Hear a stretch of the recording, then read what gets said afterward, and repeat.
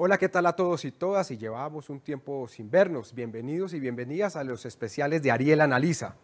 Como yo les he dicho en reiteradas oportunidades, la situación de seguridad en Colombia está compleja y se está deteriorando. Si bien hay algunos indicadores que mejoran, lo cierto es que la mayoría del país ha sentido un deterioro de la seguridad, alguno más grande que otro. La seguridad rural, como yo también les he dicho, me preocupa, pero no me trasnocha el tema de las disidencias del ELN, no es algo que me trasnoche. Lo que sí me preocupa y sí me trasnocha es la seguridad urbana, de lo que nadie habla y la cual se está deteriorando sustancialmente. Hemos visto lo de Bogotá con los Camilos o con el Tren de Aragua, lo de Barranquilla con los Daza Vega, por ejemplo, lo de Cali o lo que pasa en Medellín. Y hoy nos toca el turno de la ciudad de Cúcuta, la ciudad fronteriza de Cúcuta. Yo diría que Cúcuta es la capital mundial del sicariato, o al menos ese título se lo ganó este año. Es comparable con lo que pasó hace una década, tal vez por allá en Centroamérica, en la ciudad de San Pedro Sula. Lo cierto es que hay sicariatos cada 2 días más o menos, hay una situación de seguridad y de zozobra muy grave y hay una disputa criminal. Un entorno rural muy complicado por las disidencias, el ELN y el Clan del Golfo, sobre todo estos últimos 2 grupos, y ya dentro de la cabecera urbana y toda el área metropolitana de Cúcuta, también incluimos el Zulia, Villa del Rosario y demás, y Cúcuta, una disputa muy grande entre 4 grupos criminales, como está AK-47 o Los Lobos, entre otros. De eso vamos a hablar hoy, de la ciudad de Cúcuta y cómo se ha convertido en la capital mundial del sicariato. Así que sean todas y todos bienvenidos. ¿Cómo es la situación de inseguridad en Cúcuta? Bastante preocupante los niveles de inseguridad que alcanza la ciudad en estos momentos. Para nadie es un secreto que es imposible caminar en las zonas céntricas sin miedo a ser atracado, acuchillado. Complicada aquí en la zona de Cúcuta estamos experimentando una ola de violencia indiscriminada. Los fines de semana diarios se perciben las muertes, la delincuencia y esto agrava toda la situación de orden público y por eso es bastante preocupante. Bueno, la seguridad en la ciudad de Cúcuta en este tiempo está bastante difícil, de verdad que hay una sensación continua de incertidumbre y de inseguridad en la ciudad. También se ven como las faltas de políticas públicas, ¿sí? Y de seguridad para protección de los ciudadanos. Seguimos capturados por grupos al margen de la ley, grupos organizados en los barrios, en las comunas, que lastimosamente siguen generando todo este caos de violencia en la ciudad. No considero que sea algo nuevo para esta administración que hasta ahora va entrando con la alcaldía entrante, sino que también es algo que viene desde hace muchos años atrás, que las soluciones que han intentado aplicar en la ciudad tampoco están funcionando. Creo que la represión o aumentar el número de policías en los barrios tampoco está funcionando. Creo que se deben apostar también a nuevas estrategias más pedagógicas, desde los hogares, desde la familia, desde los barrios, a que las comunidades se unan también para proteger sus propios barrios, sus propios parques. Muy bien, entonces vamos para entender lo que está pasando en Cúcuta y para entender lo que está pasando en materia de seguridad urbana, vamos a revisar los datos. Esta primera gráfica que ustedes ven acá es la tasa de homicidio por 100.000 habitantes para las grandes ciudades del país, perdón, para todo el país. Si ustedes se dan cuenta, hubo durante todo el proceso de paz, se bajó sustancialmente el homicidio. Ese fue el periodo de paz, de esa paz contagiada rural y urbana, y luego tendió a aumentar, como ustedes se dan cuenta, hasta 2023 y nos hemos estancado en una tasa más o menos que ronda entre los 26 a los 28 puntos. Este año pues está muy parecido al año pasado, pero se prevé que vamos a estar por 27 por 100.000 habitantes, lo cual sería el segundo país de Latinoamérica con mayor tasa de homicidio. El primero, como ustedes lo saben, es México, pero ya sobrepasamos a todo el Triángulo Norte. Esto es tasa de homicidio Colombia 2010-2023. Muy bien, Luego, ustedes están viendo acá la tasa de homicidios en Cúcuta. Y es muy interesante este comportamiento que ha sido como un electrocardiograma, si ustedes se dan cuenta. Este fue el punto más alto sobre 2012, luego baja, luego vuelve a subir, luego baja en 2018-2019, luego sube, luego comienza una descendencia y luego comienza nuevamente a aumentar. Y estamos ya por encima o más o menos en los 36 por 100.000 habitantes, la tasa de homicidio en Cúcuta. Esa es que es por encima del promedio nacional, lejísimo del promedio nacional, y seguramente una de las ciudades más violentas del mundo ha entrado Cúcuta. Como se sabe, siempre Cúcuta, Cali habían estado en esta tasa. Vean ustedes cómo la tasa de homicidio de Cúcuta, el color verdecito, está por encima del promedio nacional, que es la línea que está punteada. ¿A qué se debe todo esto? Básicamente hay tres explicaciones. La primera explicación es que en la zona rural de Cúcuta y los alrededores de Cúcuta hay más o menos 4 o 5 grupos criminales muy grandes, sobre todo dos. El ELN, venido desde el norte de Santander, de la zona del Catatumbo, el Clan del Golfo, llegado en toda el área metropolitana, y luego una serie de grupos venezolanos que a veces se aliancan unos con otros, como la Banda de la Línea, la Frontera en su momento, que están prácticamente desaparecidos, y a nivel rural queda el ELN y el Clan del Golfo.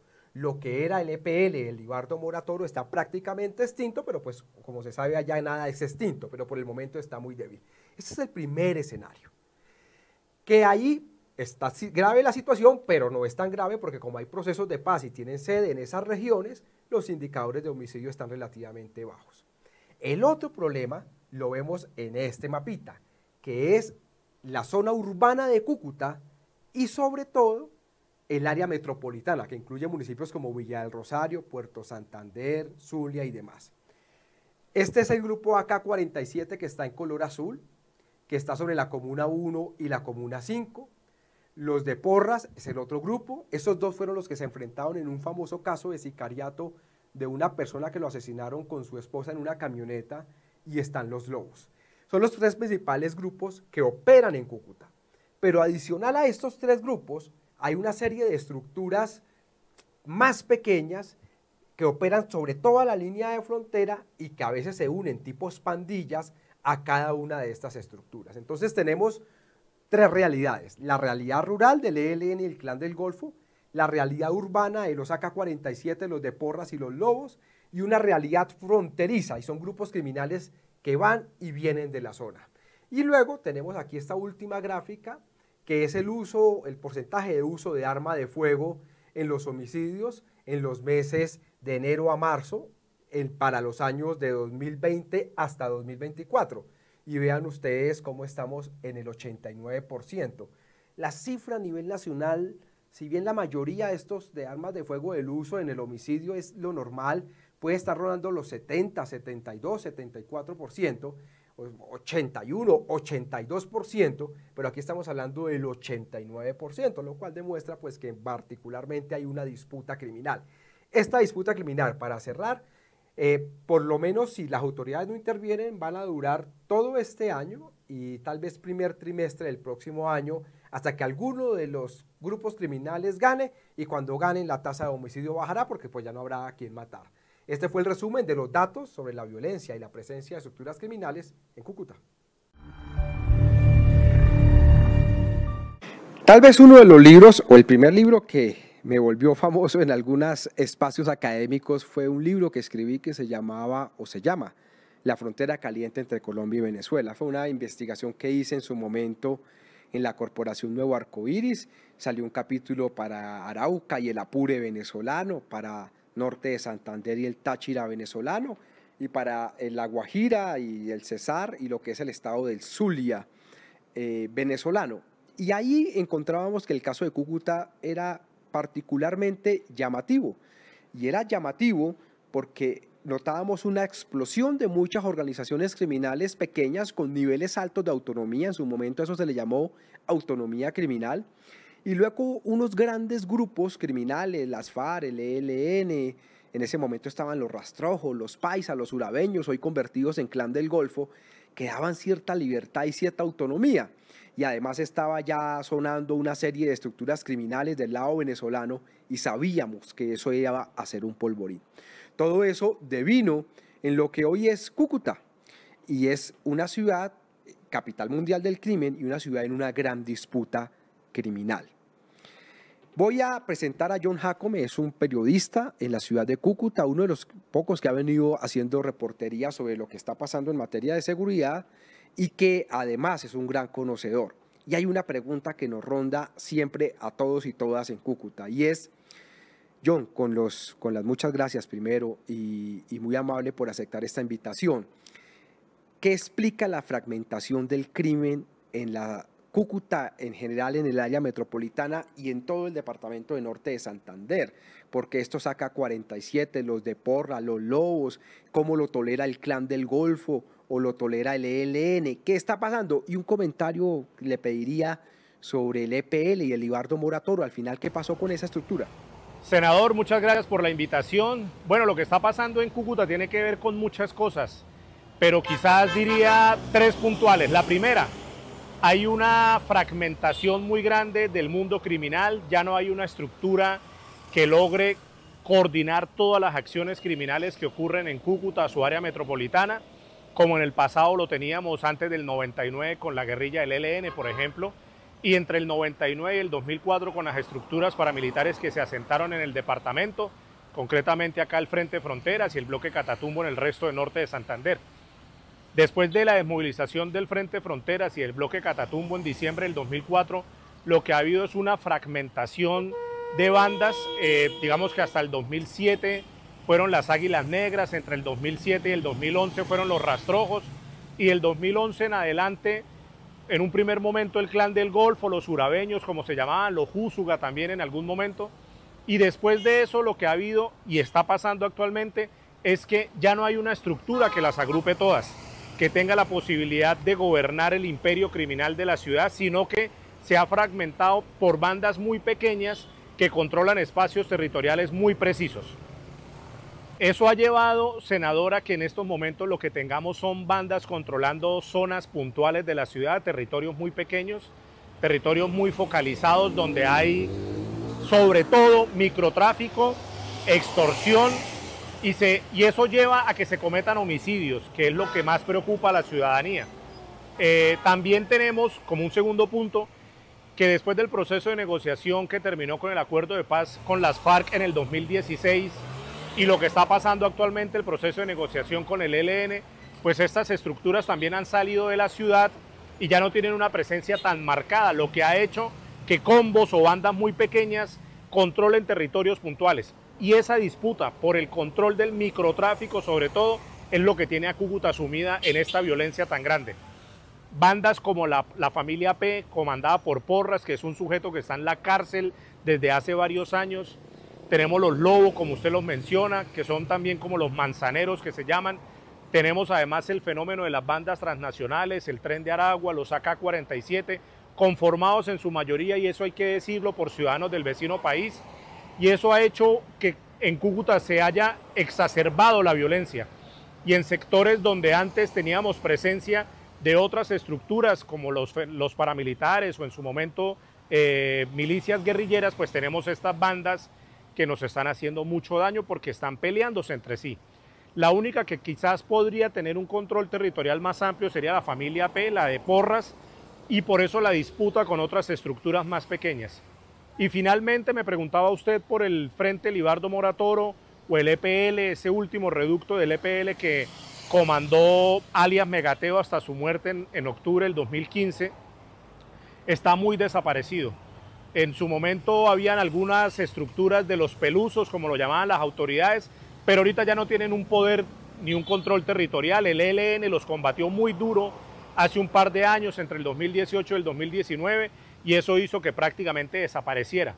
Ahorita lo que vemos es que sí hay una presencia. De hecho, el diario La Opinión hizo un informe muy importante esta semana en el que habla de cómo incluso algunas de estas bandas pequeñas que controlan territorios puntuales han buscado aliarse con las disidencias del Frente 33 de las FARC, el Estado Mayor Conjunto, para poder ejercer un control territorial mucho más amplio en la ciudad. Pero pues vamos a ver eso cómo termina.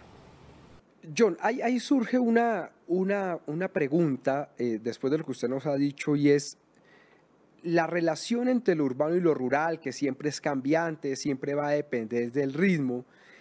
Y la otra pregunta es, ¿y la relación con el otro lado de la frontera? Es decir, estos grupos, estos que llamamos Tren de Aragua, si hacen o no hacen presencia, la banda de la línea, la banda de la frontera, ¿qué tanto se relaciona esto con el otro lado de la frontera, con el lado venezolano? ¿Esto va a tender a deteriorarse o no? Las proyecciones y el fenómeno fronterizo, ¿usted cómo lo ve? Bueno, senador, eso que usted me pregunta, la relación entre lo urbano y lo rural es muy importante porque hasta hace 5 o 6 años en la zona rural de Cúcuta no teníamos presencia de cultivos de uso ilícito. El último reporte que se tenía hablaba de más o menos unas 20, 25 hectáreas cultivadas con coca.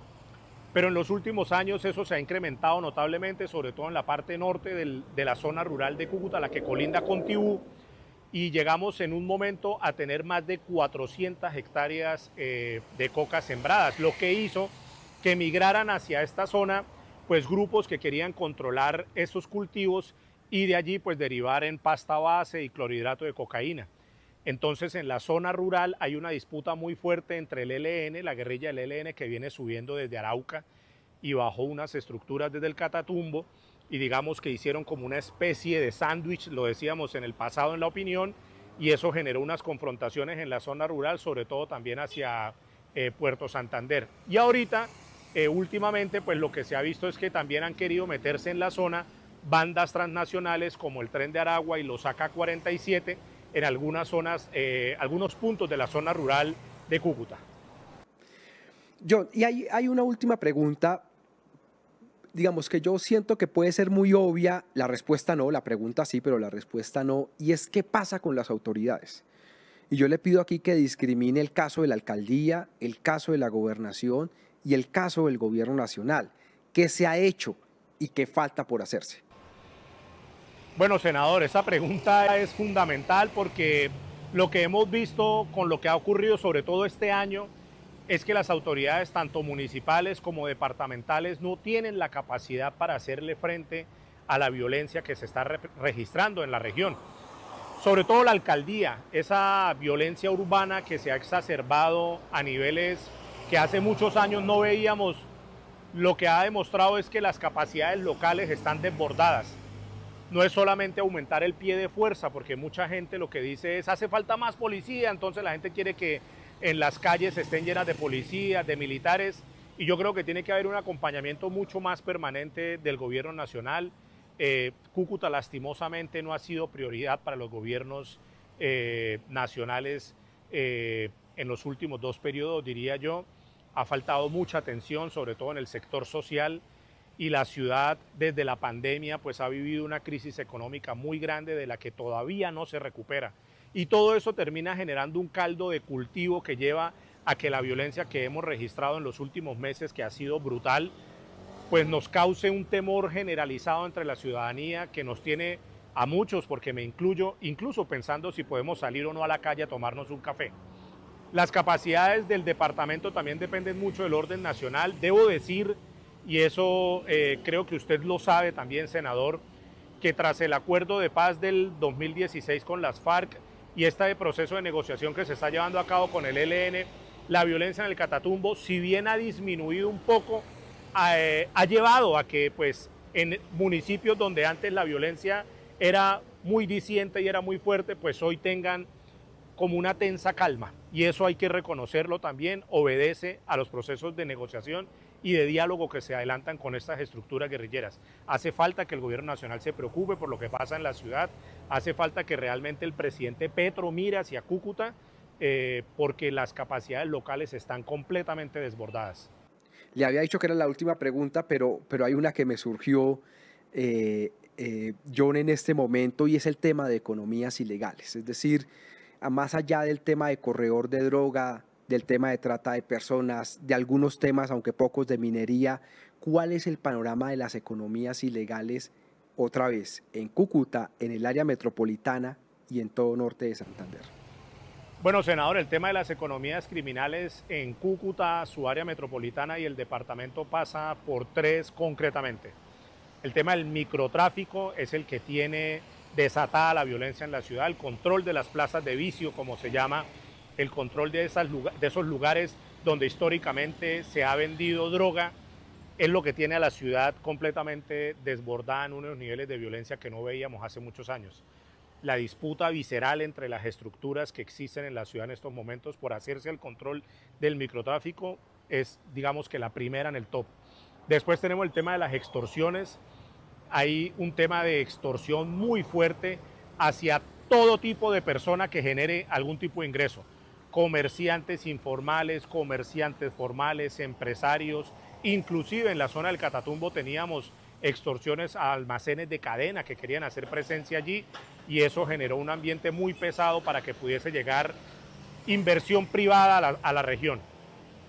Eso diría que es lo primero, pero también tenemos en algunos puntos del departamento economías ilegales muy ligadas a la minería ilegal.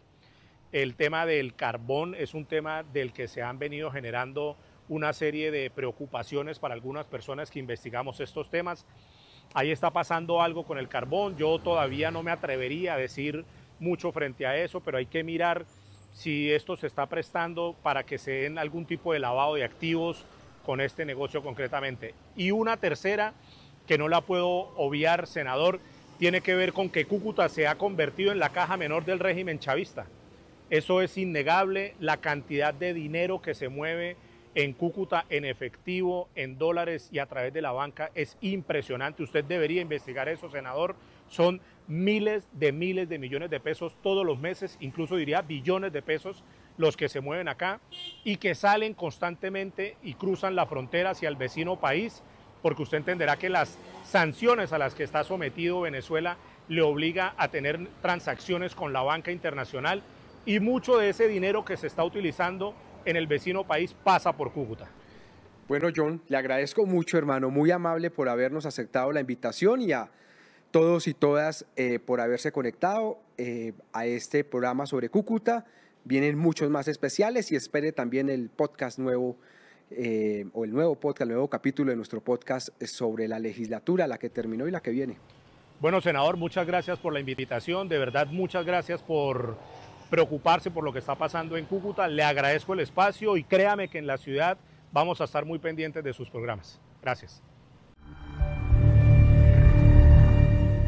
Ahora vamos con nuestras conclusiones. Después de haber visto la presencia de organizaciones criminales en la zona urbana de Cúcuta, en el área metropolitana y en todo norte de Santander, luego de haber visto los indicadores de violencia, particularmente el de homicidios, luego de haber escuchado qué están haciendo las autoridades, surgen dos grandes conclusiones. La primera es que estamos en una etapa prolongada, larga, de lo que ya hemos denominado anarquía criminal. Es decir, la disputa, sobre todo a nivel urbano, entre múltiples grupos criminales, ninguno es capaz de imponerse al otro, por tanto la violencia tiende a degradarse sustancialmente, los niveles de reclutamiento tienden a aumentar y los niveles de sevicia en la violencia también aumentan. Y esto pues va a llevar a que al final se hagan alianzas con el sector rural para que seguramente alguno o algunos de esos grupos se terminen imponiendo. Y vamos a ver para mediados del próximo año una reducción del homicidio, lo cual no va a depender de la política pública, sino literalmente de la gobernanza criminal, porque alguno de los criminales va a ganar esa guerra. Y lo segundo es que esto va a depender mucho de las elecciones que vienen en menos de un mes en Venezuela, la estabilidad fronteriza y de la suerte de las negociaciones de paz, tanto la del ELN como la del autodenominado Estado Mayor Central, como la de la Segunda Marquetalia.